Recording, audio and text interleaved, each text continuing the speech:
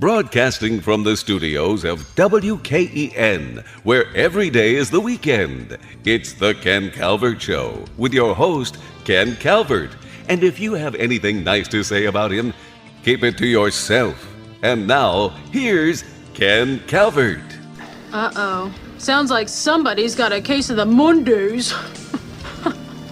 Hi, everybody, and welcome to the Ken Calvert Show podcast, coming to you from the cozy studios, the casual studios of WKEN, where every day it's the weekend. Let me start by wishing you all a very happy new year.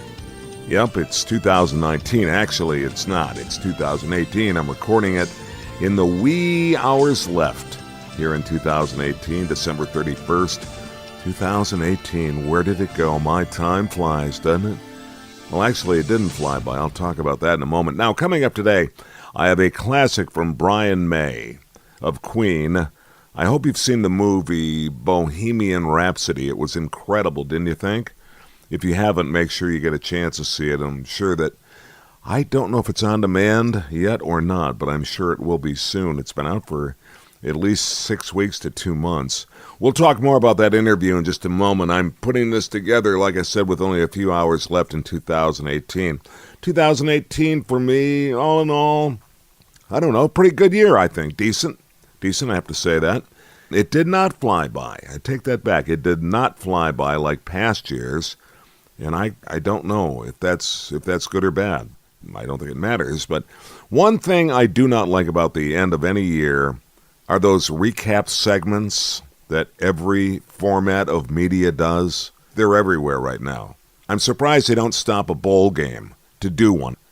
They always have the really macabre one. Here's all the people we lost in 2018 with some really sad music in the background. That's always real cheery. Or a travel reel of celebrity happenings that I mostly don't care about because, quite frankly, I wasn't invited to that wedding. Just call me Joe Average. Or if you'd like, you can call me by my real name, Ken Calvert. I will say, though, that I have been blessed. I've had a great life. I really have. I love my life. I love my wife. I have great friends. And I live in Detroit, Michigan, the home of rock and roll. And I still can't believe I got my wish and managed to get on the radio.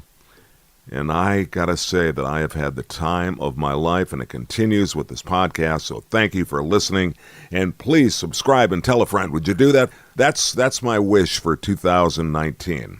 All right? So this Brian interview that I'm going to play back for you today, it goes back to 2006. I can say 12 years ago, right? But technically, by the time you're hearing it, it'll be 13 years ago.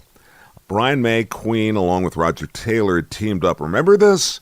With Paul Rogers. It was a long tour. It's a heck of a tour. It played the Palace on March 26th. Brian May called into my show. And it was Queen's first tour since the Magic Tour, which occurred in 1986. And, of course, the death of lead singer Freddie Mercury, which occurred in November of 1991. Now, the Queen plus Paul Rogers tour was fairly large, like I said, 32 dates in Europe, 6 were in Asia, 1 in Central America, and 25 in North America, totaling up to, 64? Now, that's the show that we're going to be talking about, the one at the Palace back in 2006. As you probably know, or may know, or maybe you're hearing for the first time, Queen is coming through town with Adam Lambert, and that's going to be at the Little Caesars Arena on July 27, 2019. Now that, I think, is due largely in part to the incredible success of the biopic Bohemian Rhapsody. And of course, once again, we'll feature Brian May, Roger Taylor, and Adam Lambert.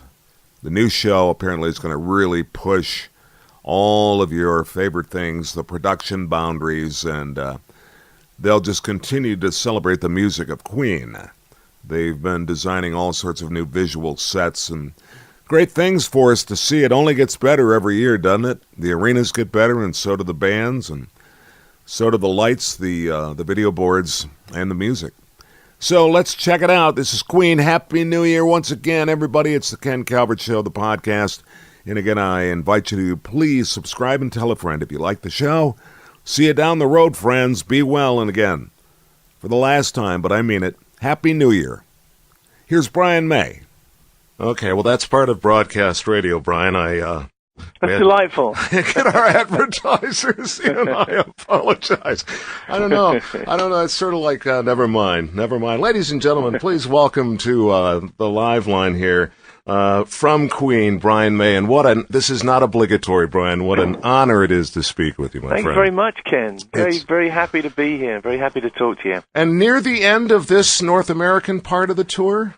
Well, halfway through, yeah. in fact. Yeah, we head to sunnier climes from here, I think. But we're enjoying the snow. It makes us feel at home. Well, we were just talking about that. It does have that little bit of a UK feel to it. It does indeed. We bring a little of England to your town. Now, when do you wrap up the North American leg of the tour? In the next few weeks, though, right? Yeah, we finish in about 3.5 weeks' time actually in Vancouver. We do the West Coast after this. Yeah. And what is really neat, and we've been talking about this, first of all, I want to mention that Brian May and Queen, along with Paul Rodgers, at the Palace of Auburn Hills tonight, one of the best venues, I think, in the country, one of only 20 North American cities that you will have the opportunity to see Queen. And so, do you get that feeling like you may be running out of gas or not?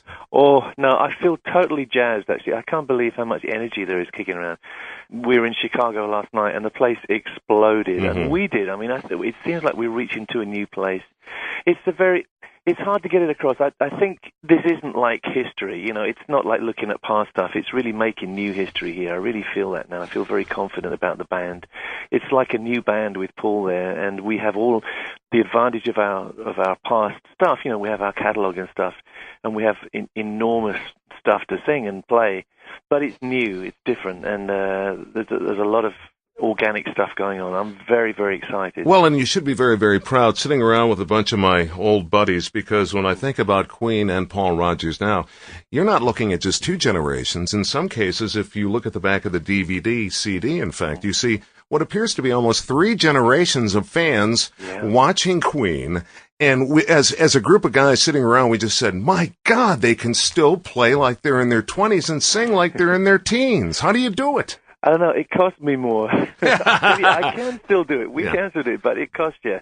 Yeah, I don't go out and sort of sightsee in the days. I prepare, and, it's like being an athlete. You've got to really train for it. But I feel very fit now, in spite of having bruised myself. I think what doesn't kill you makes you strong. Mm-hmm.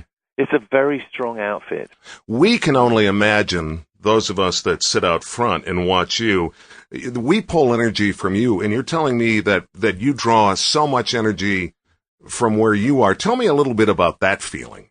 Oh, yeah. I mean, it's incredible the difference between a show and, say, a sound check or a rehearsal. The show has the ingredient of the audience, and it makes you reach for stuff. It's just a totally different feeling, and the more energy that comes off the audience, the more energy you're able to find inside your body.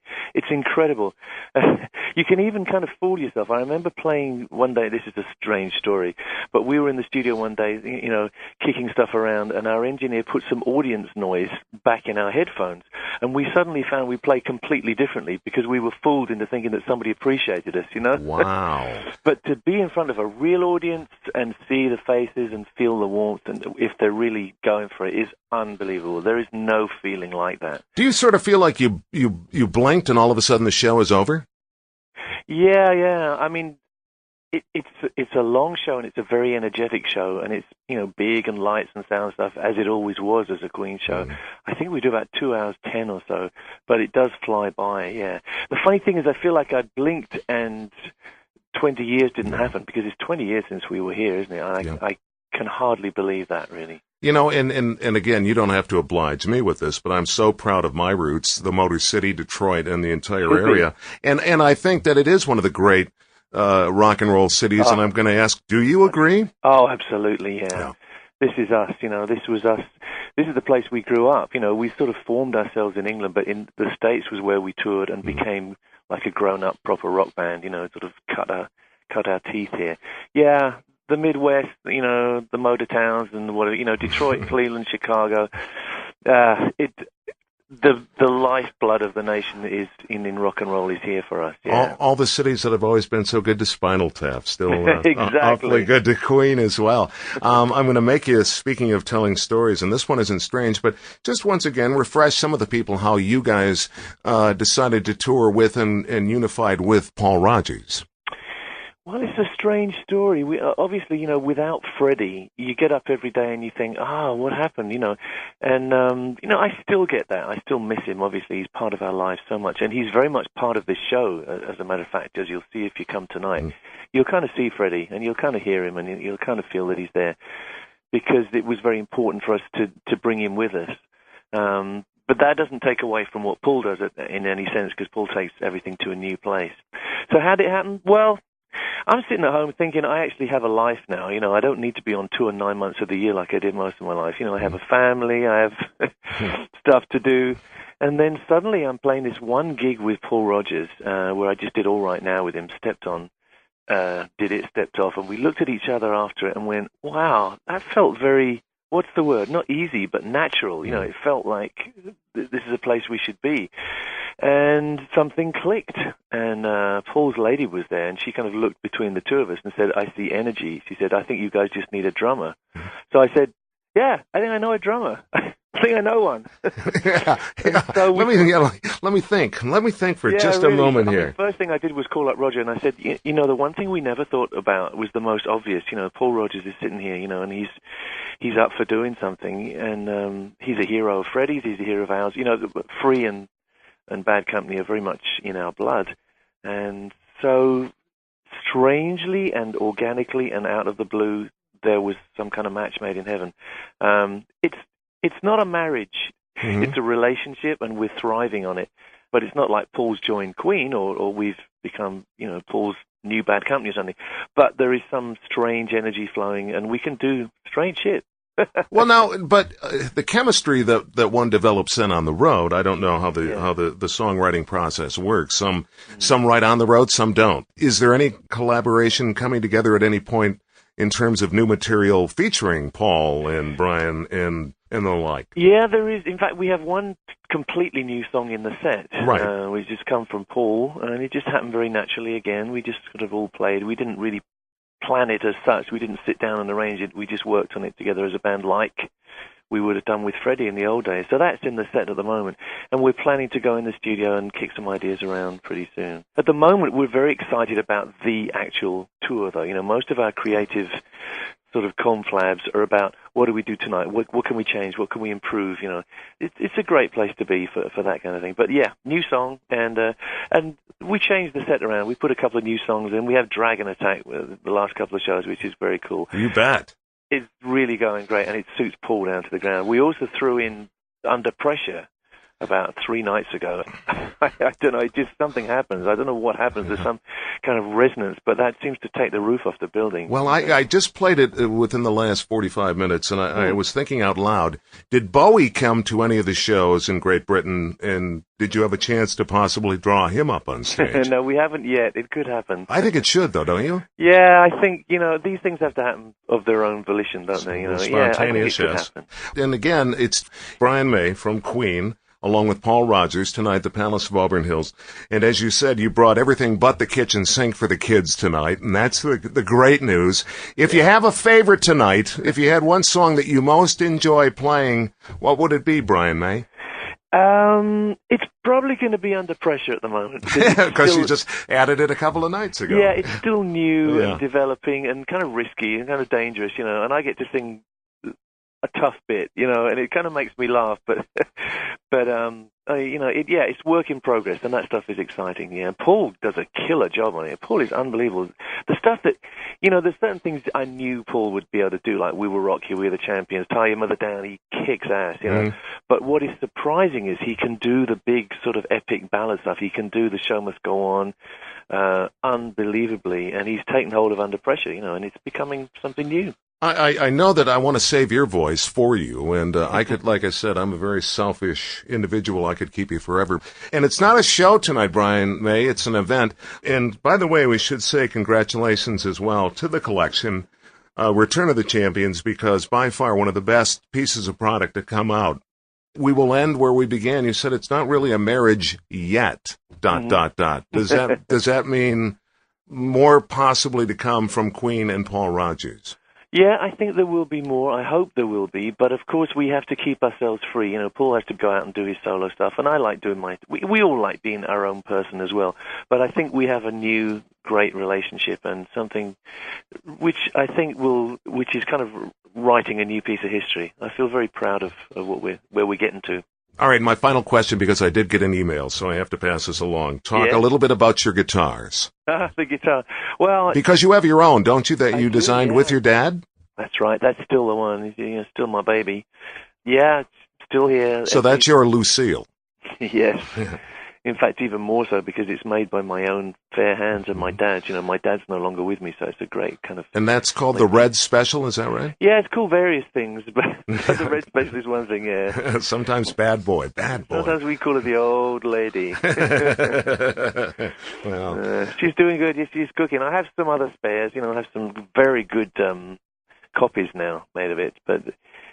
fundamentally, that's the guitar I use every night of my life. Well, I would not want to be the guitar roadie carrying that around. Yeah, no, he's he remains very calm, but it is a responsibility. Well, you sound great, Brian. I can't wait for tonight, and thank you, because you certainly did not have to pick up the phone and call us, but you did. Thank you. Well, I have to thank you for your help. It means a lot. This is a one-off thing. I don't know when we'll be through again. And I appreciate you making some noise about it and getting people in there. Are you kidding me? It's my pleasure. Cool. We'll see you. We'll see you tonight, Brian. Fantastic. All right, be well and my best to the mates. Thank you. All right, thank you. All right. You can subscribe to the Ken Calvert Show podcast on Apple iTunes, TuneIn, Stitcher, Spotify, or iHeartRadio. It's also available by going directly to www.thekencalvertshow.com. You can reach Ken at kencalvertpodcast@gmail.com. The preceding program is the property of Ken Calvert and may not be rebroadcast without the written permission of Ken Calvert.